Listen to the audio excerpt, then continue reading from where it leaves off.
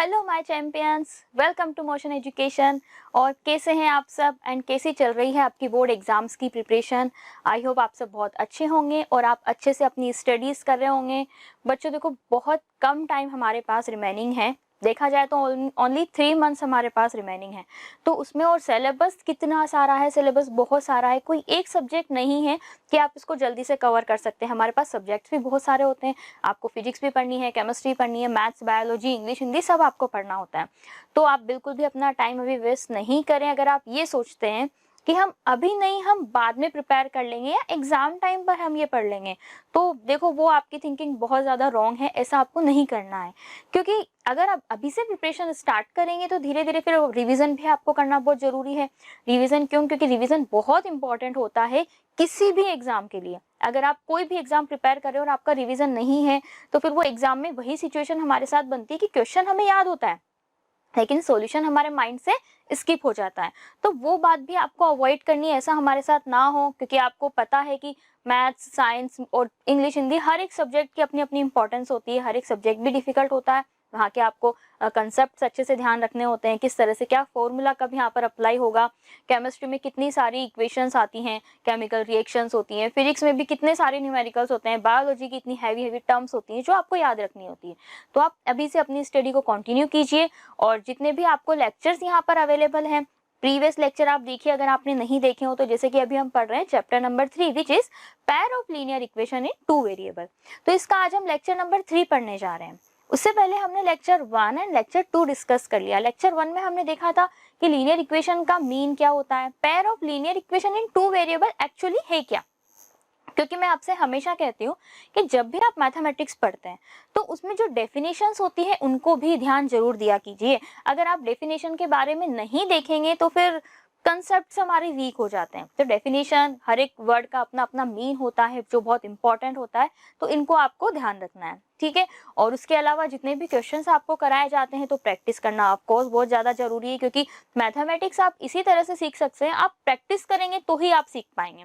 या फिर आप देखेंगे जब उसका सॉल्यूशन तो आपको बहुत इजीली समझ में आ जाएगा। मान लीजिए आप बुक में कोई एग्जांपल देख रहे हैं, यहाँ पर आपको कोई सॉल्यूशन कराया, आप वो देख रहे हैं, तो जब आप वो देखेंगे तो आपको उसका सॉल्यूशन बहुत इजीली पता चल जाएगा कि हाँ ये इजी है, ऐसे ऐसे हो गया, ये हम ये स्टेप लगा लेंगे, ये हो गया। लेकिन जब एग्जाम में आप करने बैठेंगे तो फिर क्या होता है, हमें वो याद नहीं रहता। हमें 1 स्टेप याद है, अगर बीच की एक स्टेप भी स्किप हो गई तो फिर हम कंफ्यूज हो जाते हैं, हम भूल जाते हैं कि हमें आगे एक्चुअली करना क्या था। तो इस बात का आपको थोड़ा सा ध्यान देना है। ओके, तो स्टार्ट करें हमारा आज का लेक्चर। चलिए, तो देखो हमें पता है कि इक्वेशंस को सॉल्व करने के कितने वेज होते हैं। बेसिकली तो 2 मेथड थे, लेकिन अगर उनको हम आइडेंटिफाई करें तो टोटल अगर देखें 4 मेथड्स होते हैं। एक तो ग्राफिकली था और एक एल्जेब्रिक था। एल्जेब्रिक में भी 3 मेथड हैं। तो हम पढ़ेंगे सब्स्टिट्यूशन मेथड, ठीक है। अब ग्राफिकल मेथड हमने बहुत अच्छे से पढ़ लिया है, सब्स्टिट्यूशन पढ़ेंगे, फिर एलिमिनेशन पढ़ेंगे, देन क्रॉस मल्टीप्लिकेशन मेथड होगा। बहुत सारे क्वेश्चंस भी हैं और ये चैप्टर एग्जाम के लिए भी बहुत ज़्यादा इंपॉर्टेंट है, इसका आप ध्यान रखना। क्योंकि अगर आपने सैम्पल पेपर देखा होगा तो उसमें यहाँ से क्वेश्चंस फॉर्म हुए हैं और काफ़ी अच्छे मार्क्स के क्वेश्चन है, तो आप इसे स्किप बिल्कुल भी नहीं कीजिएगा। जो टेबल मैंने आपको बताई थी प्रीवियस लेक्चर में भी थी, लेक्चर 1 में भी हमने उस टेबल के बारे में डिस्कस किया था। कंसिस्टेंट कब होगा, इनकंसिस्टेंट कब होगा, तो वो ऑब्जेक्टिव मीन एमसीक्यूज के लिए बहुत ज्यादा इंपॉर्टेंट है। वहां से बहुत अच्छा क्वेश्चन और इजी क्वेश्चन है। देखो, जो पार्ट इजी है तो उसे तो आपको बिल्कुल भी, उसमें तो हमें टाइम वेस्ट करना ही नहीं है। इजी पार्ट है तो उसमें हमारे फुल मार्क्स आने चाहिए। अब देखो, हम पढ़ेंगे सब्स्टिट्यूशन मेथड क्या होता है। अब सब्स्टिट्यूशन मेथड को पढ़ने से पहले सबसे पहले आपको ध्यान रखना है कि मान लो मैंने यहाँ पे एक सबसे पहले मैंने एग्जाम्पल लिया कि मैम सबसे पहले एग्जाम्पल, हाँ सबसे पहले ही एग्जाम्पल लेंगे। क्यों? क्योंकि देखो, अगर इसके हम स्टेप आप पढ़ोगे, स्टेप हम अभी आगे उनके बारे में भी डिस्कस करेंगे कि स्टेप्स कैसे होती हैं, क्या इनका वे होता है, क्या मैकेनिज्म होता है इनको सॉल्व करने का। बट वहां से थोड़ा सा हमें क्या उनको फिर लर्न करना होता है, कंफ्यूजन हो जाता है। दैट्स वाई कोई भी क्वेश्चन करो तो एक बार उसका एग्जाम्पल जरूर लिया कीजिए। तो हमारे पास एग्जाम्पल है, solve the equation x + 2y = 3 and 3x - 4y = -1। ये हमारे पास यहाँ से इक्वेशंस हैं। अब हमें क्या करना है, इनको सॉल्व करना है बाय सब्स्टिट्यूशन मेथड। तो बेसिकली सब्स्टिट्यूशन मेथड का मीन क्या होता है?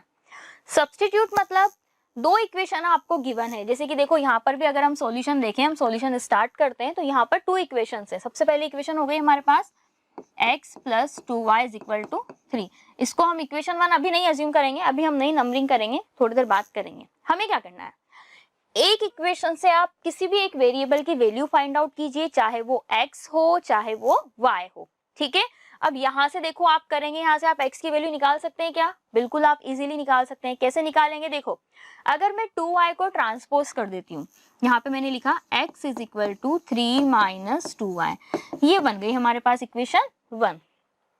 क्लियर है? हमें क्या किया, 2 वेरिएबल्स हमें गिवन थे, दोनों में से हमने उनको किसी एक की फॉर्म में यहाँ पर रिप्रेजेंट कर दिया। या तो आप चाहते तो यहाँ से y की वैल्यू निकाल सकते थे, y क्या निकलता 3 माइनस एक्स अपॉन 2, बट वो थोड़ा सा अपॉन में आ जाता, डिवाइडेशन में आता, तो इससे अच्छा है ना ये इजी वे में निकल रहा है, निकला। अब वापस से इक्वेशन सेकंड लिखिए आप। इक्वेशन सेकंड क्या है हमारे पास, 3x minus 4y is equal to -1। इसको इक्वेशन नंबर सेकंड हमने मार्किंग कर दी, हो गया काम। अभी तक कुछ किया क्या हमने, केवल एक इक्वेशन से हमने x की वैल्यू फाइंड आउट की, वैल्यू हमने y की टर्म में, किस टर्म में, y की टर्म में, क्योंकि यहाँ पे 2 वेरिएबल हैं। अगर ये इक्वेशन मेरे पास ये होती x plus 3x is equal to 3, तो क्या आप x की वैल्यू फाइंड आउट नहीं कर सकते? बहुत इजीली हम देख सकते थे x की वैल्यू, क्लास 7 से हम ये सब करते हुए आ रहे हैं। तो अब हमारा काम ये है कि हम दोनों को एक ही वेरिएबल की फॉर्म में कन्वर्ट कर लें। देखो, जब हम क्या करेंगे, पुट इक्वेशन 1 इन 2, इक्वेशन 1 को आप किस में पुट कर दीजिए, 2 में पुट कर दीजिए। तो देखो क्या बनेगा यहाँ पे, 3x की वैल्यू कितनी है, 3 minus 2y minus 4y is equal to -1, ये हमने लिख दिया। अब वापस से देखो, इसको हम मल्टीप्लाई करें, ब्रैकेट के बाहर है तो हर एक टर्म से मल्टीप्लाई होगा, तो ये हो जाएगा 3 3 ज़ा 9, तो बन जाएगा 9 माइनस 6y, 9 माइनस 3 2 ज़ा 6y minus 4y is equal to -10। हम 9 को ट्रांसपोजिंग कर दें, 9 की 9 यहाँ पर देखो कैसा है, पॉजिटिव, आफ्टर ट्रांसपोजिंग क्या बन जाएगा, नेगेटिव। तो पहले मैं इधर की टर्म लिखती हूँ, तो ये बन जाएगा -1 माइनस 9। देखो दोनों साइन सेम है, ये भी नेगेटिव है, ये भी नेगेटिव है, and we know that same signs are always added, same sign को हमेशा ऐड किया जाता है। Then 6 plus 4 is equal to -10y बन गई हमारे पास। यहाँ से क्या y की वैल्यू नहीं निकाल सकते, y देखो, इनको सोल्व किया बन जाएगा -10, यहाँ पर भी कितना है -10। अब आप चाहे तो यहाँ पर ही डायरेक्ट को कट कर दीजिए, या फिर अगर आपको नहीं प्रॉपर लिखना है हमें, तो -10 डिवाइड बाय -10। ध्यान रखना, यहाँ पर बच्चे गलती एक कर देते हैं, क्या करते हैं, वो ये देखते हैं कि 10 यहाँ पर नेगेटिव है, क्या देखेंगे, 10 नेगेटिव है तो वो ट्रांसपोजिंग के बाद ना प्लस कर देंगे, उसको +10 कर देंगे, तो -10 + 10 तो y की वैल्यू 0 आ जाएगी। हमें लगेगा हम सही कर रहे हैं, लेकिन वो एक्चुअल में रॉन्ग है, क्योंकि आप रिलेशन देखा करो, 10 और y के बीच में क्या रिलेशन है, ये मल्टीप्लाई का रिलेशन है। कैसा रिलेशन है, मल्टीप्लाई का। तो मल्टीप्लाई का रिलेशन है तो ट्रांसपोजिंग के बाद डिवाइडेशन में कन्वर्ट होगा, तो ये वैल्यू आ गई हमारे पास 1। ठीक है, क्लियर है सबको?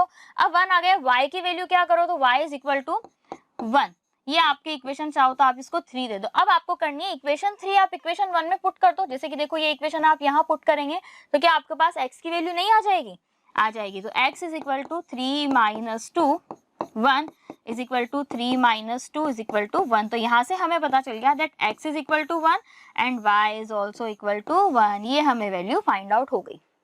ओके, बस ये हमें करना है। ग्राफिकल मेथड में हमने क्या पढ़ा था कि इनके हमने ग्राफ फॉर्म किए थे, ग्राफ बनाए थे। ग्राफ बनाने के बाद कि अगर 2 लाइंस कहीं पे इंटरसेक्ट होती हैं, वो इंटरसेक्शन पॉइंट ही उनका सॉल्यूशन होता है। यहाँ पर हमने क्या किया, 2 इक्वेशंस गिवन है, एक इक्वेशन से हमने एक वेरिएबल की वैल्यू फाइंड आउट की। यहाँ पे देखो इक्वेशन 1 थी, तो हमने इक्वेशन थी उससे हमने x की वैल्यू निकाली y की टर्म में, और वो हमने अदर इक्वेशन यानी कि जो सेकंड इक्वेशन है उसमें हमने पुट कर दी। जैसे ही हम वैल्यू पुट करते हैं हमें क्या पता चला कि ठीक है, वैल्यू हमने पुट कर दी तो पूरी इक्वेशन आपकी एक ही वेरिएबल की फॉर्म में बन गई। देखो, इसे सॉल्व करना बहुत ईजी है।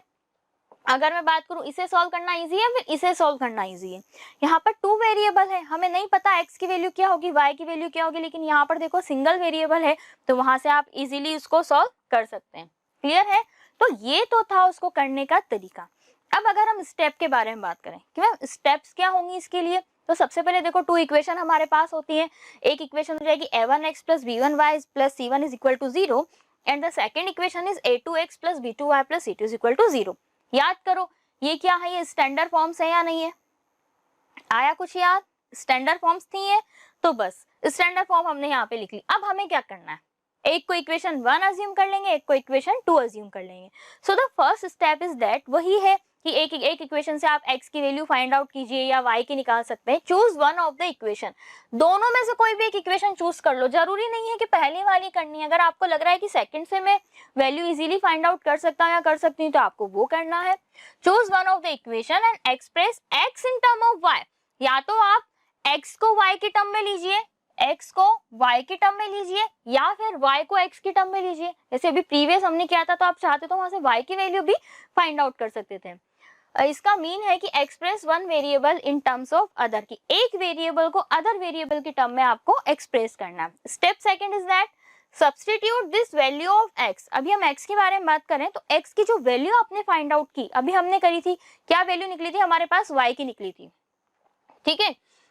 x की जो वैल्यू थी वो आप अपर स्टेप में अनदर जो स्टेप है, जो इक्वेशन थी आप उसमें पुट कर दीजिए। उसमें जैसे ही आपने पुट करी स्टेप वन में जो आई थी इन द अदर इक्वेशन, तो हमें क्या मिल जाएगा, आपको y की टर्म में इक्वेशन मिल जाएगी, मिलेगी या नहीं मिलेगी। जैसे अभी हमें मिली थी, देखो y की टर्म में मिली थी या नहीं मिली थी, इक्वेशन बन गई थी ना। मैंने बताया था कि देखो ये इजी है या वो इजी है। उसके बाद नेक्स्ट स्टेप आपको क्या करनी है, सॉल्व द लीनियर इक्वेशन। जो भी इक्वेशन बनी हमारे पास, यहाँ पर एक इक्वेशन बनी थी, हमने उसको सॉल्व किया। कैसे किया, 9 को ट्रांसपोज किया, दोनों को ऐड किया, सॉल्व किया। सॉल्व करने के बाद हमें उससे क्या पता चला था, y की वैल्यू फाइंड आउट हुई थी। कौन सी वैल्यू हमें फाइंड आउट हुई थी, y की वैल्यू फाइंड आउट हुई थी।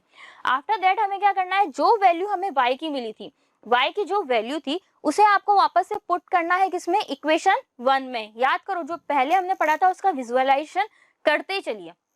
अपने माइंड में ये भी रखिए कि हाँ हमने ये स्टेप पढ़ी थी।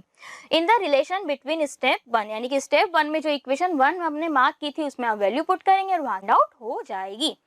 क्लियर है बच्चों, आ गया समझ में क्या करना है हमें, ठीक है। अब हम इससे रिलेटेड एक्सरसाइज स्टार्ट करने जा रहे हैं, जो है एक्सरसाइज 3.3, ठीक है। 3.1, 3.2 हमने पढ़ ली। 3.2 में ग्राफिकल बहुत सारे मेथड्स थे, 3.1 में भी एक्चुअली ग्राफ बनाना था बट उसको सॉल्व करना नहीं बताया था। 3.2 में सॉल्व भी किया था। अब यहाँ पर हम जो मेथड पढ़ेंगे वो सब्स्टिट्यूशन है। 3.4 हमारी एलिमिनेशन मेथड पर डिपेंडेंट है। So the first question is that solve the following pair of linear equation by the substituting method। आपको कौन सा मेथड अप्लाई करना है, सब्स्टिट्यूटिंग। अब ध्यान से सुनना, दो इक्वेशन है हमारे पास, ध्यान सबका यही होना चाहिए और अच्छे से आप नोटबुक लेके इसको राइट डाउन कर लीजिए। s minus t is equal to 3, इसको मैं यहाँ पे लिख लिया, ठीक है, इसको मैंने एज इट इज लिख लिया। अब यहाँ से मैं क्या करूँ, यहाँ से मैं s की वैल्यू फाइंड आउट कर सकती हूँ क्या, देखो अगर मैं t को इधर ट्रांसपोज कर देती हूँ तो s की वैल्यू आ जाएगी मेरे पास, क्या आ जाएगी, s is equal to 3 plus t बन गई। इसको मैं इक्वेशन वन मार्क कर दिया। नेक्स्ट देखो हमारे पास क्या है, दोबारा हम दूसरी इक्वेशन लेते हैं, s plus S upon 3 plus T by 2। अब कंफ्यूजन, एक बात ध्यान रखना, आप हमेशा कंफ्यूजन होगा आपको, यहाँ पर आप मिस्टेक करेंगे। क्या मिस्टेक करेंगे, आप क्या करेंगे, डायरेक्ट यहाँ से वैल्यू आपने लिखी और डायरेक्ट आप s की वैल्यू यहाँ पुट कर देंगे, तो ऐसा आपको नहीं करना है। क्यों, डिनोमिनेटर में कोई नंबर है तो सोचो हमारे लिए सॉल्व करना कॉम्प्लिकेटेड हो सकता है कि नहीं हो सकता, थोड़ी सी कॉम्प्लिकेशन क्रिएट हो सकती है बट हमें कॉम्प्लिकेशन को अवॉइड करना है। दैट्स व्हाई हम चाहते हैं कि डिनोमिनेटर में 3 और 2 गायब हो जाए। अगर मैं ये पूरी इक्वेशन है इसको 6 से मल्टीप्लाई कर दूंगी, मैम 6 ही क्यों लिया, क्योंकि देखो 3 और 2 का एलसीएम कितना होता है, 6 होता है, तो जो भी डिनोमिनेटर में उसका एलसीएम ले लो, एलसीएम से आप मल्टीप्लाई कर दो। सो मैंने 6 से मल्टीप्लाई किया, मल्टीप्लाई करने के बाद स्टेप बनती क्या हमारे पास, देखो 6 से मल्टीप्लाई हो गया। अब मल्टीप्लाई के बाद इधर भी, अब ध्यान रखना एलएचएस में क्या तो आरएचएस में भी होगा, ऐसा नहीं कि आप ओनली एलएचएस में ही मल्टीप्लाई कर दें। अब 6 एस अपॉन 3 से भी मल्टीप्लाई होगा, 6 टी अपॉन 2 से भी मल्टीप्लाई होगा, दोनों से मल्टीप्लाई होगा। तो मल्टीप्लाई क्या, 3 से ये कैंसिल हो जाएगा, कितने टाइम, 2 टाइम, ठीक है, कितने टाइम होगा, 3 टाइम कैंसिल होगा। तो देखो इक्वेशन क्या बन जाएगी, इधर 6 इंटू 6 36 बन गया, इक्वेशन बन जाएगी 2s plus 3t is equal to 36। ये इक्वेशन सेकंड फॉर्म हो गई। अब हम क्या करते हैं, इक्वेशन वन को पुट कर दीजिए इक्वेशन सेकंड में, बिल्कुल पुट कर देते हैं, put equation one in equation second, then we get, तब हमें क्या मिलेगा, s की जो वैल्यू है वो यहाँ पर आ जाएगी हमारे पास। तो 2, देखो s की जगह आ गया 3 प्लस टी, क्योंकि s की वैल्यू कितनी थी, 3 plus t plus 3t as it is हमारे पास लिखा हुआ है, देखो लिखा हुआ है नहीं लिखा हुआ, लिखा हुआ है, इज इक्वल टू 36, ठीक है। अब ध्यान रखना कि ये t है तो इसका कोफिशिएंट 3 है यहाँ पर। अगर मैं आपसे स्टेप में पूछूं कि इसका coefficient what is the coefficient of t, so you have to say that answer that coefficient of t is 3। कितना हो जाएगा, 3 हो जाएगा। इस स्टेप की बात करी मैं, अगर मैंने इस वाली टर्म के लिए बोला, पूरे इक्वेशन के लिए बोलेंगे तो उसका आंसर कुछ और होगा। हम इसको सॉल्व करते हैं, तो देखिए सॉल्व कैसे करेंगे, इनको मल्टीप्लाई कर लें, मल्टीप्लाई किया तो क्या बन जाएगा, 3 2 6, प्लस 2t प्लस 3t, ये बन गया हमारे पास। तो इन दोनों को हम ऐड कर लेंगे और 6 को क्या करते हैं उधर ट्रांसपोज कर देंगे, इधर एडिशन में है तो ट्रांसपोजिंग के बाद सब्ट्रैक्शन में बन जाएगा। ये 3 + 2 5 हो गया, तो t = 30/5 बन जाएगा। तो ये कितना हो जाता है, t की वैल्यू आ गया हमारे पास 6। t आ गया, इसको इक्वेशन 3 फॉर्म कर दीजिए। t की वैल्यू 6 आ गई तो आप कहाँ पे पुट करेंगे, इक्वेशन 1 में पुट करेंगे। जैसे आप इक्वेशन 1 में पुट करेंगे तो देखो क्या बन जाएगा, s = 3 + 6 बन गया। तो इसको देखो s की वैल्यू आ गई हमारे पास 9, यही हो गया हमारा आंसर। s की वैल्यू हमें फाउंड हो गई, t की वैल्यू हमें फाउंड हो गई, तो ये बन गया हमारे पास s = 9 एंड t = 6। क्लियर? बड़े नेक्स्ट क्वेश्चन की ओर। देखो ऐसे बहुत सारे क्वेश्चंस हमें सॉल्व करने हैं, तो आपको भी थोड़ा अटेंटिव रहना है क्लास में। ऐसा नहीं कि क्लास चल रही और हमारा माइंड पता नहीं कहीं और है, ऐसा आपको नहीं करना है। नेक्स्ट क्वेश्चन देखिए, क्वेश्चन बड़ा अच्छा है, ठीक है। अच्छा क्यों है, अब आप 90% स्टूडेंट जिन्होंने ये चैप्टर पहले नहीं पढ़ा होगा, ये क्वेश्चन जिन्होंने नहीं कर रखे, वो यहाँ पे मिस्टेक करेंगे। क्या मिस्टेक करेंगे, वो ऐसे ही इसको सॉल्व कर देंगे। जैसे कि देखो मैंने इक्वेशन लिखी 0.2x, ये हो गया 0.2x प्लस 0.3y = 1.3। तो हम क्या करेंगे, यहाँ से x की वैल्यू निकालने की कोशिश करेंगे। तो ऐसा आपको नहीं करना है। देखो डेसिमल में है, सॉल्व करना थोड़ा सा कॉम्प्लिकेटेड हो जाता है। अब हर जगह 1 डिजिट है, मतलब डेसिमल के बाद क्या मैं इसको 10 से मल्टीप्लाई कर दूं, कर सकती हूँ। सोचो, आपको सोचो कि 10 से मल्टीप्लाई कर सकते हैं क्या। देखो जब मैंने इस पूरी इक्वेशन को 10 से मल्टीप्लाई कर दिया, 10 से जब ये 2x भी मल्टीप्लाई होगा तो ये क्या बन जाएगा, 2x प्लस 10 से भी मल्टीप्लाई हो जाएगा तो बन जाएगा 3y = 13। ये हो गई हमारे पास एक इक्वेशन। चाहो तो इसको नंबर 1 कर दो। देखो इक्वेशन की नंबरिंग में टेंशन नहीं लेना, कि ऐसा नहीं है कि मैम ने ये इक्वेशन को नंबर 1 बोला है तो हमें यही नंबरिंग करनी है। इक्वेशन नंबरिंग क्यों होती है, ताकि आपकी कन्वीनियंट है, बार बार आपको ये ना लिखना पड़े कि देखो उस वहां पे हमने वैल्यू ये यूज करी थी तो हम इसलिए यूज कर रहे हैं। इस चीज को अवॉइड करने के लिए हमने क्या लिखा, 2x + 3y = 13। यहाँ से क्या मैं x की वैल्यू निकाल लूं। अब अगर आप चाहें कि मैम y की वैल्यू निकालना तो y भी निकाल सकते हैं। y कैसे निकालेंगे, आप देखो 13 - 2x/3 बन जाएगा। x हमने निकाल लिया यहाँ से, क्योंकि ज्यादातर रनिंग में x की वैल्यू होती है। 13 - 3y/2। अब ये इक्वेशन 2 बन गई। अब इसको हम क्या करेंगे, वहां पे पुट कर देंगे, लेकिन उसको भी देखो सिंप्लीफाई करना होगा। 0.4x plus 0.5y = 2.3। पूरे को मल्टीप्लाई कर दीजिए किससे, 10 से। जैसे ही आप 10 से मल्टीप्लाई करेंगे तो क्या बन जाएगा हमारे पास, देखो ये हो जाएगा 4x plus 5y = 23। Equation number 3 found हो गई है, ठीक है। अब इक्वेशन 2 की वैल्यू यहाँ पर पुट कर देंगे। जैसे आप वैल्यू पुट करेंगे तो क्या बन जाएगा, 4। देखो 13 - 3y/2 प्लस 5y = 23। 2 से 2 कैंसिल हो जाएगा। अब इसको हम सॉल्व कर लें, कितने टाइम हो जाएगा, मतलब ये 4 डिवाइड हो जाएगा 2 टाइम। रिमेनिंग क्या रहा हमारे पास, 2। अब 2 को मल्टीप्लाई भी कर दें। एक स्टेप तो हम डायरेक्ट लिख सकते हैं, इतना तो हमें ऑफ कोर्स आता है कि एक स्टेप आप डायरेक्ट यहाँ पे लिख सकते हो, और करनी भी है इतनी कैलकुलेशन तो। 13 2 से कितना हो जाएगा, 26 माइनस 3 2 से 6y प्लस 5y = 23। 26 को मैं उधर ट्रांसपोज कर दूं, और ये 6 और एक पॉजिटिव है और एक नेगेटिव है तो क्या बन जाएगा, -y बन जाएगा। -y = 23 - 26, तो -y = बन गया हमारे पास -3। सो y = 3। ये हमारे पास y की वैल्यू आ गई। अब y की जो वैल्यू आ गई इसको आप कहाँ पुट कर देंगे, यहाँ पुट कर देंगे। करिए, सॉल्व करते हैं हम। देखो क्या वैल्यू आ जाती है यहाँ से, हमने पुट किया जैसे ही, तो x = 13 - 3, -3 लिखा हुआ है, y की वैल्यू भी हो गई हमारे पास 3, अपॉन कितना हो जाएगा, 2। तो ये बन जाएगा 13 - 9/2। कितना बन गया है, x = 4/2। So the value of x = 2। ये सबको क्लियर है। तो x की भी वैल्यू आ गई, y की भी वैल्यू आ गई। देखो इसको हमने क्या किया, x की वैल्यू y की वैल्यू पुट करी इक्वेशन में जो हमें गिवन थी, और यहाँ से हमने x की वैल्यू फाइंड आउट कर ली है। तो आ गए हमारे पास दोनों आंसर। तो आंसर हो गया x = 2 एंड y = 3। था कितना सिंपल देखो। बट अगर आप यहाँ पे मिस्टेक कर देंगे कि आप डेसिमल की फॉर्म में इसको सॉल्व करेंगे तो कॉम्प्लिकेशंस ऑफ कोर्स बहुत ज्यादा इंक्रीज हो जाएंगी, और वो आपको नहीं करना है, ठीक है। तो थोड़ा सा अपना माइंड भी यूज करना। पहली बात तो ये है, अगर डिनोमिनेटर में कोई टर्म है तो आपको डिनोमिनेटर को हटा दो। अगर वो इजीली हट रहा है तो हटा दो। मान लो कभी कुछ के हटाने पे बहुत ज्यादा कॉम्प्लिकेशन हो जाएंगी तो कोई बात नहीं, हम वैसे ही डील कर लेंगे। आंसर दोनों में से सेम आएगा, ये ध्यान रखना। नेक्स्ट क्वेश्चन देखो। अब इस क्वेश्चन का आंसर तो कराने की मुझे नहीं लगता नीड है। क्यों नीड नहीं है, ध्यान से इक्वेशन को देखो। अगर आपने प्रीवियस लेक्चर बहुत अच्छे से पढ़ा है, आपने अगर प्रीवियस लेक्चर में देखा था कि हमने क्या, एक मैंने आपको एक 4 कंडीशन बताई थी ग्राफ के लिए कि एक लाइन है वो अगर हम सॉल्व करते हैं तो क्या क्या कंडीशन बनती है, कब वो लाइन एक्स एक्सिस के पैरेलल होगी, वाई एक्सिस के पैरेलल होगी, ओरिजिन से कब वो फॉर्म होती है। तो देखो स्टैंडर्ड फॉर्म होती है ax plus B Y plus C, ये होती है ax plus B Y plus C is equal to 0। ठीक है, ये हमारे पास क्या होती है स्टैंडर्ड फॉर्म। अब यहाँ पर आप ध्यान से देखो, यहाँ पर c की वैल्यू 0 है तो क्या बन गई x प्लस बी वाई। मैंने बताया था अगर कांस्टेंट 0 होता है तो वो जो लाइन है कहाँ से पास होगी, थ्रू ओरिजिन, मीन 0,0 से वो पास आउट होती है। तो ये वाली लाइन भी 0 0 से निकलेगी, ये वाली लाइन भी 0 0 से निकलेगी, तो दोनों का इंटरसेक्शन पॉइंट 0,0 हुआ या नहीं हुआ, हो गया। बस वही तो इसका आंसर है। बताइए क्या इसमें सॉल्व करने की नीड है?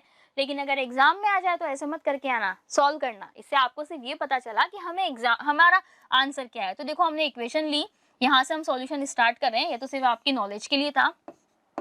√2x plus √3y is equal to 0। तो देखिए ये हमारे पास इक्वेशन फॉर्म हो चुकी थी। अब यहाँ से आप क्या करेंगे, x की वैल्यू फाइंड आउट कर सकते हैं। x is equal to minus √3y upon √2, ये बन गई। इसको इक्वेशन नंबर 1 आप नंबरिंग कर दीजिए। अब x की वैल्यू आपको कहाँ पुट करनी है उस इक्वेशन में, तो देखो वो इक्वेशन क्या है हमारे पास, √3x minus √8y is equal to 0।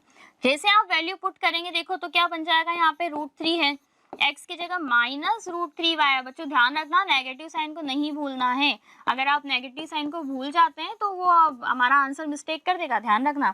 Multiply किया तो ये कितना बन जाएगा, -3y अपॉन √2 बना, माइनस √8y हो गया इज इक्वल टू 0। अब हम क्या करें, एलसीएम ले लें, डिनोमिनेटर में कुछ नहीं है तो 1 तो होता है, जिसका कोई नहीं होता उसका 1 होता है।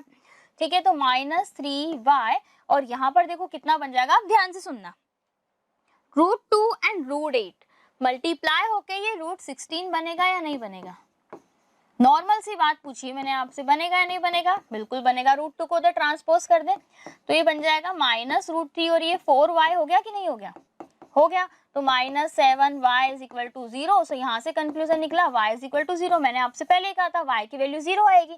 y 0 अगर आप इक्वेशन 1 में पुट करेंगे तो x की वैल्यू भी हमें यहाँ से क्या फाइंड आउट होगी, 0 फाइंड आउट होगी। तो ये हो गया हमारा इसका आंसर, y भी 0 और x भी यहाँ पर 0 हमें यहाँ से फाइंड आउट होगा। ठीक है, तो क्या हमें फाइंड आउट हुआ, x is equal to 0 and y is equal to 0, ये हमें यहाँ से वैल्यू फाइंड आउट हो चुकी है। नेक्स्ट क्वेश्चन देखिए, नेक्स्ट क्वेश्चन की ओर बढ़ते हैं। बच्चों ध्यान रखना है क्वेश्चन नंबर 1 हम सॉल्व कर रहे हैं। 1 में काफी सारे पार्ट हैं, ऑलमोस्ट है 6 पार्ट्स हैं, तो उनमें बहुत सारे हमने सॉल्व कर दिए। अब यहाँ पे बताइए आप कर सकते हैं कैसे सॉल्व? बिल्कुल आपको ही सॉल्व करना है, आप नहीं करेंगे तब तक आपको समझ नहीं आएगा क्या करना है। बस इतना सा मैं आपको यहाँ पे हिंट दे देती हूँ क्या करना है। जैसे ये हमारी इक्वेशन गिवन है 3x upon 2 minus 5y upon 3, आप एलसीएम ले लीजिए, ये आपने एलसीएम ले लिया, मतलब या फिर 6 से मल्टीप्लाई कर लीजिए। 6 से मल्टीप्लाई करेंगे जैसे अभी प्रीवियस इक्वेशन में किया था, तो बस ये इक्वेशन क्या है 2 से कट हो जाएगा 3 टाइम, तो ये बन जाएगा 9x minus 10y is equal to -12। तो एक इक्वेशन तो ये बन गई। यहाँ से आप x की वैल्यू फाइंड आउट कर लीजिए, -12 प्लस 10y और अपॉन 9, ये x की वैल्यू आ गई। सिमिलरली सेकंड इक्वेशन देखो, इक्वेशन सेकंड क्या है, x upon 3 plus y by 2 is equal to 13/6। क्या करना है, 6 से मल्टीप्लाई कर दो, पूरे को 6 से मल्टीप्लाई किया तो अब आपको प्रॉपर स्टेप में लिखना है। मैंने इक्वेशन आपको प्रॉपरली एक्सप्लेनेशन के साथ इसीलिए लिखा है ताकि आपको ये पता हो कि किस तरह से हमें स्टेप्स अरेंज करनी है। सॉल्व हो जाएगा, 3 से हो जाएगा 2 टाइम, तो यहाँ पर बन जाएगा हमारे पास 2x प्लस 2 से कट हो जाएगा 3 time 3y is equal to 13, ये इक्वेशन 2 बन गई। तो यहाँ पे या फिर इसको इक्वेशन नंबर 3 ले लेते हैं हम, क्योंकि इक्वेशन 2 हम अब वो इक्वेशन है उसको मेंशन कर देंगे। ये हो गई equation 2 and this is equation 3। तो इक्वेशन 2 से वैल्यू आपको इक्वेशन 3 में पुट करनी है, जब आप पुट कर देंगे तो सॉल्यूशन आपके पास होता चला जाएगा। ओके, यहाँ पर कंफ्यूजन तो नहीं है ना, हमने क्या किया देखो 2 से कट हो जाएगा ये 3 टाइम, 3 3 is 9, अब इस 3 से भी ये कट हो जाएगा 2 टाइम। कि मैम एक ही 6 दो बार कैसे कट होगा? अरे तो देखो ना उसको, वो मल्टीप्लाई भी तो होगा। प्रीवियस स्टेप हमने सॉल्व नहीं करी थी क्या, कैसे किया था हमने, 6 multiply 3x upon 2 minus 6 multiply 5y upon 3 is equal to -12 हो गया। तो 2 से ये कट हो जाएगा 3 टाइम, 3 से कट हो जाएगा 2 टाइम। तो इक्वेशन क्या बनी हमारे पास देखो, 9x -10y is equal to -12। तो यही तो मैंने लिखा है, एक स्टेप डायरेक्ट ही तो लिखी है। और इतना कैलकुलेशन आपको होना चाहिए कि आप कुछ कैलकुलेशन डायरेक्ट आपके माइंड में कर सकें। ऐसा नहीं करना कि पूरे क्वेश्चन की कैलकुलेशन ही अपने माइंड में कर दी, डायरेक्ट आंसर लिख दिया, वो नहीं करना, ठीक है। तो यहाँ से अगर आप इसको सॉल्व करेंगे तो x की value 2 and y is equal to 3 आपको फॉर्म हो जाएगा, ये आपका आंसर मिल जाएगा। सॉल्व कीजिएगा, सॉल्व आप ही को करना है, आप नहीं करेंगे तो प्रैक्टिस नहीं हो पाएगी बच्चों। प्रैक्टिस जितनी ज्यादा करो मैथमेटिक्स के लिए उतना ही कम होता है। नेक्स्ट देखो, क्वेश्चन नंबर 1 के हमारे ऑलमोस्ट क्वेश्चन क्लियर हो चुके हैं, बहुत सारे हमने सॉल्व भी किए हैं, कुछ एक ऐसे हैं जो रिमेनिंग भी है। अब देखो ये क्वेश्चन बड़ा इंटरेस्टिंग है, हमें दिया है सॉल्व टू इक्वेशन गिवन है 2x plus 3y is equal to 11 and 2x minus 4y is equal to 24। ये 2 इक्वेशंस हैं। तो चलिए सबसे पहले तो हमने इक्वेशन मेंशन कर ली यहाँ पे, 2x plus 3y is equal to 11। यहाँ से हमें क्या करना है, x की वैल्यू हमें फाइंड आउट करनी है। तो ये बन जाएगा 2x is equal to 11 minus 3y। तो देखो इस 2 को मैं डिनोमिनेटर में ले आऊँ, मल्टीप्लाई में है, मल्टीप्लाई से हम क्या कर सकते हैं डिनोमिनेटर में, तो ये x की वैल्यू आ गई, बन गई इक्वेशन 1। इक्वेशन सेकंड क्या है हमारे पास, 2x minus 4y is equal to minus 24। ये हो गई इक्वेशन 2। वैल्यू पुट कर दीजिए, वैल्यू पुट कर सकते हैं हम, तो वैल्यू जैसे आप पुट करेंगे twice 11 minus 3y upon 2 minus 4y is equal to minus 24। 2 से 2 कैंसिल, रिमेनिंग क्या रह गया 11 minus 3y minus 4y is equal to minus 24। तो इन दोनों को आप, दोनों सेम साइन है, सेम साइन हमेशा क्या होते हैं, same signs are always added. और 11 है, आफ्टर ट्रांसपोजिंग है नेगेटिव में कन्वर्ट हो जाएगा, तो ये बन गया minus 7y is equal to minus 24 minus 11। तो देखो 24 और 11 को ऐड करो, क्या मिलता है हमें, 24 और 11 को ऐड करने पे क्या मिलेगा 35। तो ये बन जाएगा minus 7y is equal to minus 35। तो y की वैल्यू यहाँ से क्या हो जाएगी, नेगेटिव से नेगेटिव साइन कैंसिल, और y की वैल्यू हमें फॉर्म हो जाएगी यहाँ पर 5। We get y is equal to 5। y की वैल्यू कहाँ पुट करेंगे, इस इक्वेशन में पुट कर दीजिए, तो ठीक है। तो यहाँ पे लिख देंगे हम put y is equal to 5 in equation 1। जैसे आप इक्वेशन 1 में लिखेंगे तो x इज इक्वल टू कितना बन जाएगा 11 माइनस 3 5 अपॉन 2, ठीक है। तो देखो बन जाएगा x is equal to 11 minus 5 3 ज़र 15 बाई 2।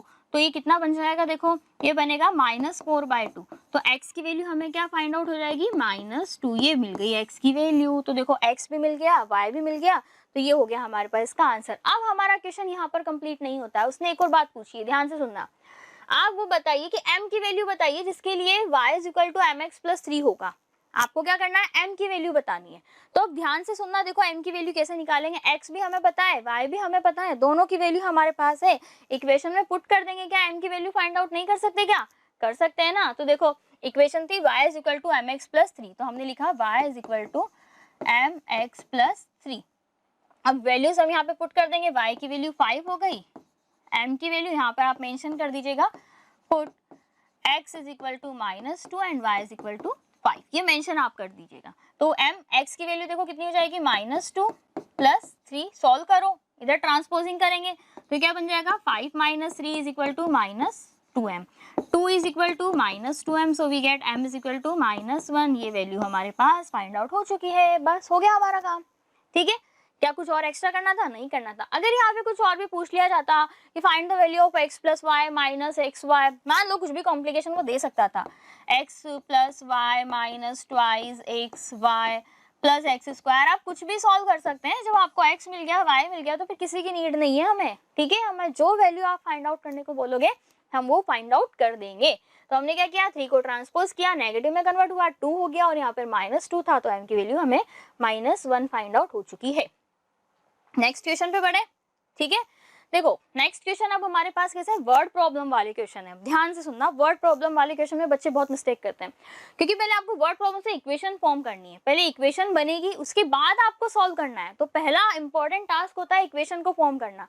बहुत से तो इक्वेशन ही फॉर्म नहीं हो पाती, तो वो सॉल्यूशन तो बहुत बात की बात है।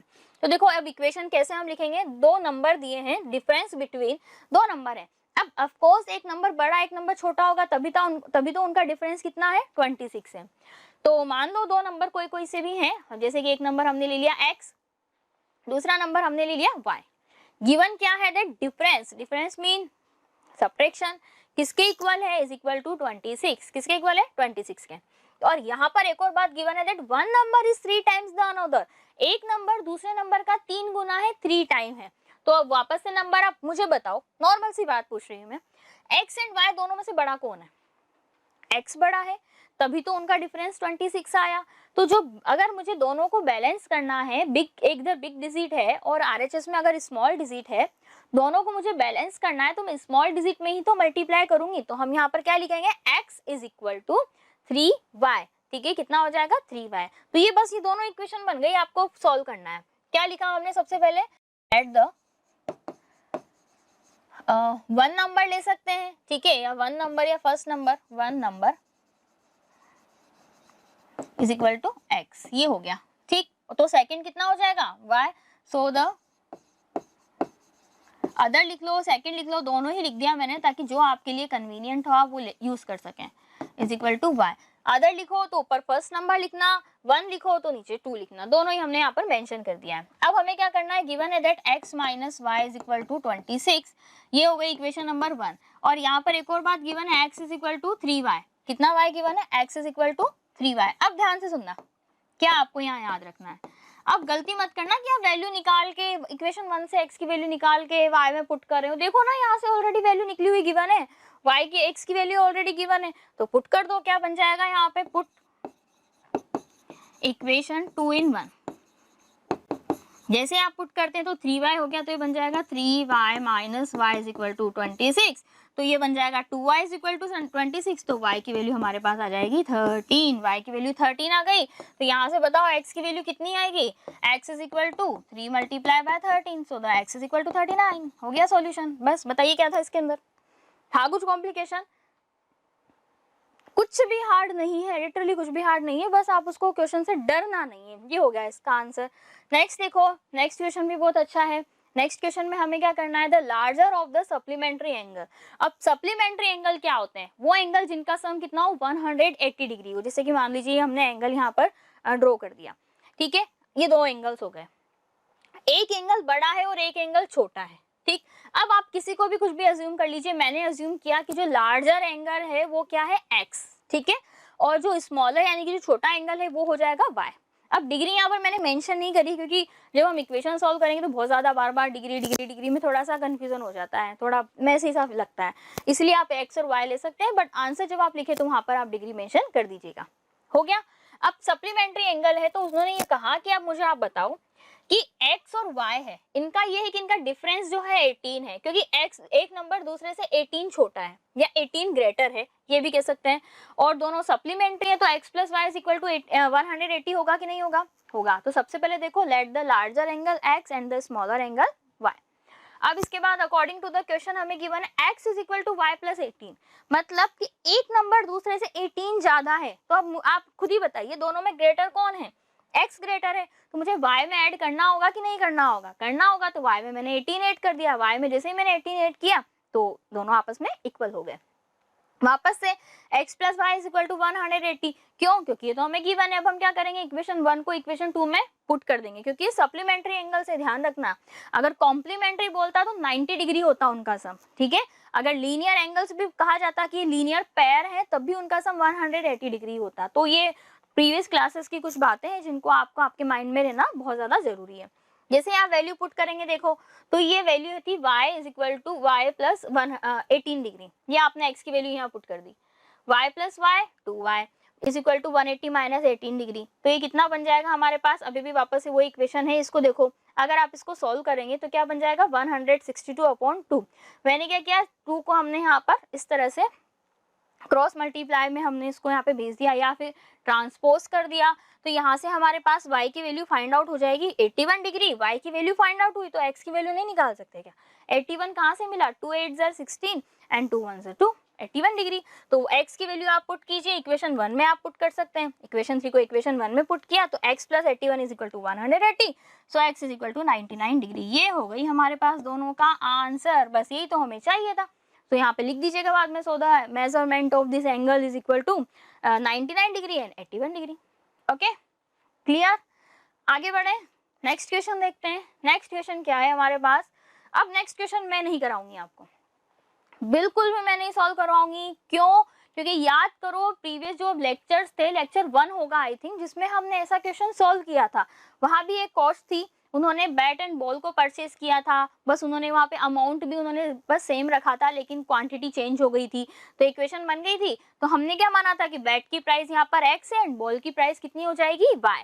तो हम यहाँ पे लिख देंगे लेट प्राइस ऑफ बैट, पहले बैट है तो बैट के बारे में इंफॉर्मेशन लिख देंगे, इज इक्वल टू x। तो क्या हो जाएगा यहाँ पर price of ball is equal to y।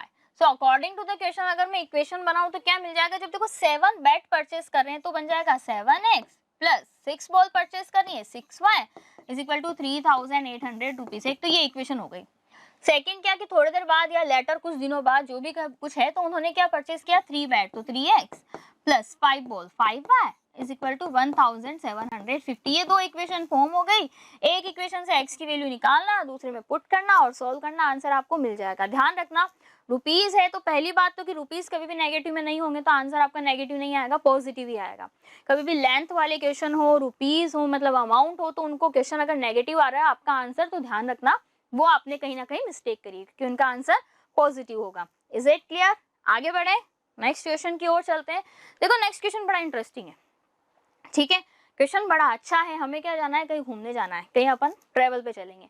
एक टैक्सी है, टैक्सी भी मंगाएंगे अभी हम, और हम घूमने भी चलेंगे कि कहाँ पर अब जाना है, बहुत अच्छा वेदर हो रहा है तो उसके अकॉर्डिंग चलेंगे। The taxi charge in A city, मतलब एक टैक्सी है, हम बुलाए, कभी टैक्सी बुलाई आपने, कभी बुक की है टैक्सी या और कुछ कैब वगैरह जो भी हम करते हैं, उबर से कहीं से भी आपने अगर करी होगी तो आपको पता है वो डिस्टेंस के अकॉर्डिंग चार्ज लेते हैं, ठीक है।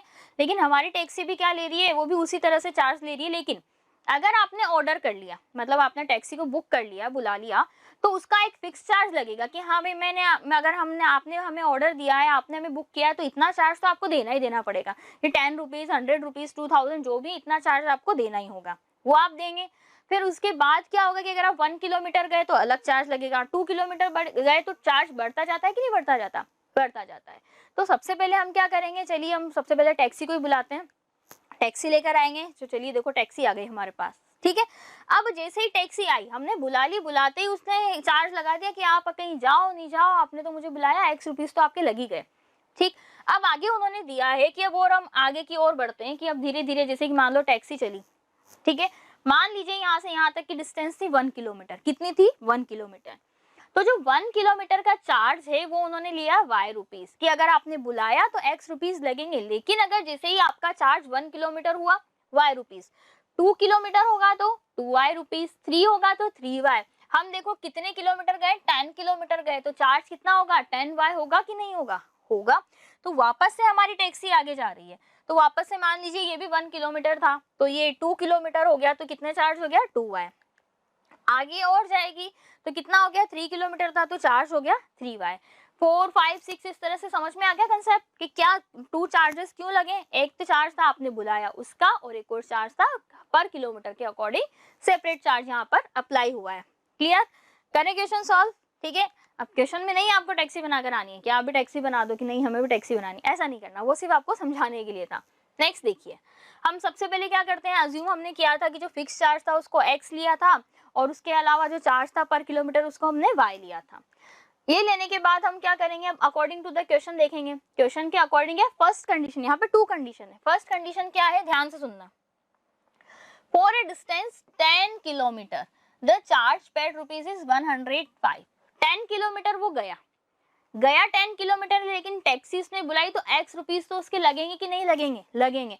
तो इक्वेशन क्या बनेगी, x plus 10y is equal to 105, लगेगी या नहीं लगेगी, बन गई x plus 10y is equal to 105। ध्यान से सुनना, क्वेश्चन बड़ा अच्छा है क्योंकि यहाँ पे मिस्टेक होने के चांसेस बहुत ज्यादा है। जिस क्वेश्चन में मिस्टेक होने के चांसेस ज्यादा होते हैं, इट्स मीन वो क्वेश्चन बहुत इंपॉर्टेंट होता है। अगर एग्जामिनर हो सकता है कि यही क्वेश्चन उठा के दे दे कि बच्चा कंफ्यूज हो जाएगा, x किसे लें y किसे लें, कंफ्यूजन में हमें क्वेश्चन हम रॉन्ग कर देंगे, और वही ऑफ कोर्स एग्जामिनर चाहते हैं।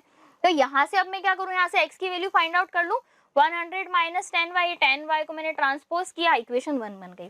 सेकंड कंडीशन देखो, दोबारा क्या है, and for a journey of 15 kilometre, 15 kilometre की वो जर्नी थी, तो उन्होंने चार्ज लिया 155 रुपीज। तो देखो x चार्ज तो फिक्स है तो ये तो लगेगा ही लगेगा, और यहाँ पर 15y हो जाएगा, तो क्या बन जाएगा x प्लस 15y, क्या बन जाएगा x प्लस 15y।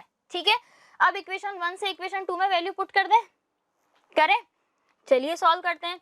इक्वेशन 1 से हम इक्वेशन 2 में वैल्यू पुट करते हैं, तो हमने लिखा यहाँ पर 105, ये वैल्यू हमने एज इट इज पुट कर दी, 105 माइनस 10y, ये तो हो गई x plus 15y is equal to 155। ठीक है, 105 को ट्रांसपोज करेंगे, पॉजिटिव है नेगेटिव में कन्वर्ट हो जाएगा, एक नेगेटिव एक पॉजिटिव है तो आपको सब्ट्रैक्ट होगा, 10 एंड 5 15 को सब्ट्रैक्ट किया 5 आया, बिग डिजिट पॉजिटिव है तो आंसर आपका भी पॉजिटिव आएगा। इधर देखो बन जाएगा 155 माइनस 105, तो यहाँ से फॉर्म हो जाएगा 5y इज इक्वल टू, देखो कितना हो जाएगा 50, तो y की वैल्यू हमें मिल जाएगी यहाँ से 10, मतलब y हो गया 10 रुपीज की। अगर आप 1-1 किलोमीटर जा रहे हैं, बड़ी अच्छी टैक्सी है, बहुत कम रेंट, वो बहुत कम फेयर ले रही है, ठीक है, 10 रुपीज में 1 किलोमीटर जा रहे हो, देख लो हम कितना आगे घूमने जा सकते हैं अपन।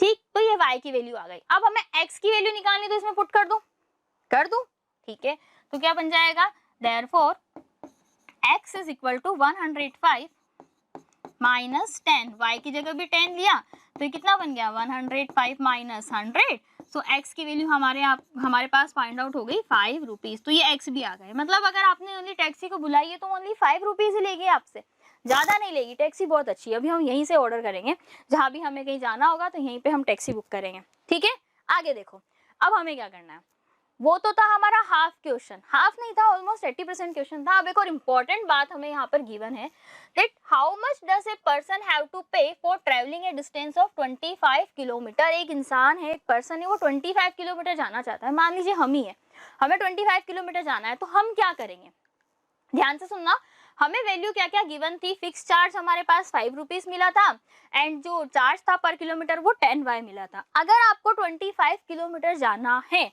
तो इक्वेशन क्या बनेगी, x तो आपका फिक्स चार्ज है, वो तो लगेगा ही सही, वो तो फाइनल है, ये बन जाएगा आपके पास 25y, बनेगा या नहीं बनेगा, बनेगा, वैल्यू पुट कर दीजिए तो ये बन जाएगा 5 प्लस, यहाँ पर हम लिख देंगे 425 किलोमीटर, 25 किलोमीटर के लिए चार्ज। ठीक है, तो यहाँ पे हमने लिख दिया कि charge is equal to, x की वैल्यू पुट करिए और इधर हम लिख लेंगे put x is equal to 5 and y is equal to 10, ये भी मेंशन कर देना। देखो इनको मेंशन जरूर करना कि हाँ हमने क्या वैल्यू चूज करी है, क्या चूज नहीं करी है। तो 25, y की वैल्यू हो जाएगी हमारे पास 10, तो ये बन जाएगा 5 plus 250, so the answer is 255 rupees. देखो 25 किलोमीटर जाने के ओनली 255 रुपीज ही लग रहे हैं, नहीं ज्यादा, ये कम तो नहीं है रेंट, है ना। वो तो ऐसा 5 और 10 को देख के कम लगा था कि 5 है 10 है तो चलो कम फेयर है, बट नहीं, कम तो नहीं है, ज्यादा ही है। चलो कोई बात नहीं, कहीं और से हम टैक्सी को बुक करेंगे। हो गया क्वेश्चन का सॉल्यूशन, नेक्स्ट क्वेश्चन पे बढ़े। ठीक है, अब देखो क्वेश्चंस आप ही को सॉल्व करने हैं, बहुत सारे क्वेश्चन मैंने आपको सॉल्व करवा दिए, लेकिन कुछ क्वेश्चन ऐसे हैं जो कि मैं चाहती हूँ कि आप खुद ही उनको ट्राई करें। जैसे कि देखो क्वेश्चन बड़ा अच्छा है, इक्वेशन में बनवा देती हूँ आपसे, बाकी का आप ही को सॉल्व करना है। इक्वेशन भी ना बनवाऊं तब भी चलेगा। एक फ्रैक्शन है वो 9/11 हो जाता है जब हम उसमें 2 ऐड करते हैं न्यूमरेटर एंड डिनोमिनेटर में। ऐसे क्वेश्चन याद करो, क्लास 8 में आते हैं। एक एक्सरसाइज थी ना अपनी, second linear equation in one variable, लेकिन उसमें कुछ रिलेशन गिवन था कि न्यूमरेटर डिनोमिनेटर से ग्रेटर है या ट्वाइस है, ऐसा कुछ था, तो हम वहाँ पे सॉल्व कर लेते थे इजीली। अब यहाँ पर 2 वेरिएबल है तो हमारे पास फ्रैक्शन क्या हो जाएगा कि let the fraction is equal to x/y। ठीक है, तो ये बन जाएगा फ्रैक्शन। अब हमें क्या करना है, according to the question, according to the question हम इसमें एक बार ऐड करना है, तो ये हो जाएगा x/y। एक बार हमने ऐड किया, कितना ऐड किया, 2 ऐड किया, तो इक्वेशन बन गई आपकी 9/11। अब इसको सॉल्व कर लेंगे। सॉल्व कैसे करना है, क्रॉस मल्टीप्लाई करो, x + 2 के साथ 11 आ जाएगा, इधर 9 के साथ y + 2 आ जाएगा। सॉल्व नहीं कर सकते क्या, सॉल्व करेंगे कि इक्वेशन फॉर्म हो जाएगी। सिमिलरली हमारे पास देखो क्या बन जाएगा, यहाँ पर दोबारा है कि अगर हम उसमें 3 ऐड कर देते हैं दोनों में, तो ये फ्रैक्शन था x/y, दोनों में हमने 3 ऐड कर दिया, नंबर आपका बन जाता है 5/6। ट्रांसपोज करो, 6x + 3 is equal to 5y + 3। Solve करेंगे तो एक और इक्वेशन फॉर्म हो जाएगी। 2 इक्वेशन सॉल्व करना अब मैंने आपको बहुत अच्छे से बता दिया किस तरह से आपको सब्स्टिट्यूशन मेथड अप्लाई करना है। क्लियर हो जाएगा क्वेश्चन। करना आप ही को है, क्योंकि प्रैक्टिस आप करेंगे तभी जाकर आप मैथमेटिक्स के क्वेश्चन सॉल्व कर सकते हैं। ऐसे क्वेश्चन देखने पे तो बड़ा अच्छे से समझ में आ जाएगा, लेकिन जब तक हम प्रैक्टिस नहीं करेंगे हमें नहीं पता चलता। अब देखो ये क्वेश्चन भी बहुत अच्छा है, ये क्वेश्चन भी आपको इसी से रिलेटेड एक क्वेश्चन हमने किया था, एक्सरसाइज 3.1 में था आई थिंक, वहां पर ही था, सेम टाइप का क्वेश्चन था। क्वेश्चन गया है 5 ईयर हैंस। अब हैंस का मतलब है कि अभी से 5 साल बाद, ठीक है, हैंस का मतलब अभी से 5 साल बाद। तो दोनों की प्रेजेंट एज आप अज्यूम करना, एक की x हो जाएगी, एक की y हो जाएगी। फिर गिवन है कि 5 ईयर हैंस, आज से 5 साल बाद, मतलब x + 5 and y + 5, age of Jacob will be 3 time that age of his son. मान लो कि जो जैकब की एज है वो हमने मान ली प्रेजेंट एज x होगी और उसके सन की हो गई y। तो फर्स्ट कंडीशन हमारे पास क्या बनेगी कि आज से 5 साल बाद, 5 ईयर बाद, तो क्या हो जाएगा x + 5 और ये भी हो जाएगा हमारे पास y + 5। ठीक है, अब मुझे बताओ, उन्होंने बोला है 3 टाइम हो जाएगी इसके सन की। अब फादर की एज ज्यादा होगी या सन की? ऑफ कोर्स फादर की, तो यहाँ पे 3 से मल्टीप्लाई कर दें, हो गया हमारा काम, ये एक इक्वेशन फॉर्म हो जाएगी। सिमिलरली देखो, सिमिलरली क्या बोला उन्होंने कि कुछ सालों के बाद 5 ईयर एगो, 5 साल पहले जाना है, सब्ट्रैक्ट करना है। तो देखो x - 5 ही था ना यहाँ पर, हाँ 5 ईयर था और यहाँ पर भी 5 ईयर है, तो x - 5 और ये भी हो जाएगा y - 5। अब अगर 5 साल पहले जाओ बाद में जाओ, पापा की एज यानी कि फादर की एज तो हमसे ज्यादा ही रहेगी, तो कितनी हो जाएगी, और 7 टाइम हो जाएगी। तो ये इक्वेशन बन गई, दोनों इक्वेशन को सॉल्व करना, x y की वैल्यू आ जाएगी, बस हो गया हमारा काम। ओके, क्लियर है? तो बच्चों आज का लेक्चर यहीं फिनिश होता है। हमने सब्स्टिट्यूशन मेथड पढ़ा, उसके बहुत सारे क्वेश्चन सॉल्व किए, कुछ प्रॉब्लम्स आपको भी सॉल्व करनी है एज ए होमवर्क, या आपके एक तरह से होमवर्क ही समझिए, जो हम नेक्स्ट लेक्चर में मिलेंगे। तब तक आपको कंप्लीट कर लेना है, ठीक है? कब तब तक नहीं, आप तो आज ही कंप्लीट कर ले तो ज़्यादा बेटर है। और जो भी अगर आपको कोई डाउट्स होते हैं तो आप कमेंट सेक्शन में बता सकते हैं कि मैम ये क्वेश्चन हमें समझ में नहीं आया, इस क्वेश्चन में कुछ प्रॉब्लम थी, तो आप वहाँ पर पूरी तरह से फ्री हैं, आप वहाँ पर हमें इसका आंसर दे सकते हैं। ओके स्टूडेंट, तो मिलते हैं नेक्स्ट लेक्चर में, तब तक के लिए अच्छे से स्टडी कीजिएगा। Okay, thank you so much.